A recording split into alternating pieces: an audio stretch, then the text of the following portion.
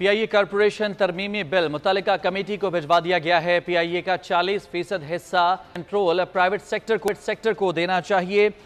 پی آئی اے کو پرائیویٹ نہ کیا گیا تو بے عزتی اور نقصان الگ ہوگا۔ سعد رفیق کی جانب سے ایسا کہا گیا۔ مزید انہوں نے کہا کہ میں نجکاری کا حامی نہیں ہوں، ہمارے پاس اس کے سوا ایک بھی حل نہیں ہے۔ سیاست سے ہٹ کر قومی ادارے کو بچانا ہے۔ پی آئی اے کارپوریشن ترمیمی بل متعلقہ کمیٹی کو بھجوا دیا گیا ہے۔ پی آئی اے کا 40% تک کنٹرول پرائیویٹ سیکٹر کو دینا چاہیے۔ سعد رفیق کی جانب سے ایسا کہا گیا ہے۔ مزید بات کریں گے، بول نیوز کے نمائندے ملک سعید ہمارے ساتھ موجود ہیں۔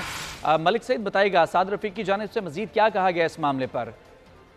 بالکل پی آئی اے کے حوالے سے آج بل پیش کیا گیا اور بل پیش کرتے ہوئے جو وفاقی وزیر ایویشن ہے سعد رفیق نے کہا کہ یہ بل انتہائی سابقہ دور میں وزیر کی جانب سے دھیان دیا گیا تھا، جس کے بعد پی آئی اے مسلسل خسارے میں اس سال پی آئی اے کا خسارہ 110 ارب روپے ہے۔ میں پرائیویٹائزیشن کرنے کا حامی نہیں ہوں۔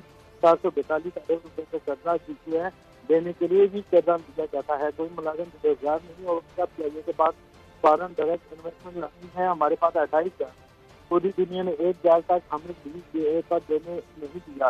ہمارے پاس ایک کے سوا کوئی بھی حل نہیں ہے۔ سیاست سے ہٹ کر قومی ادارے کو بچانا ہے۔ 40% تک بہت شکریہ آپ کا تفصیلات کے لیے ملک سعید۔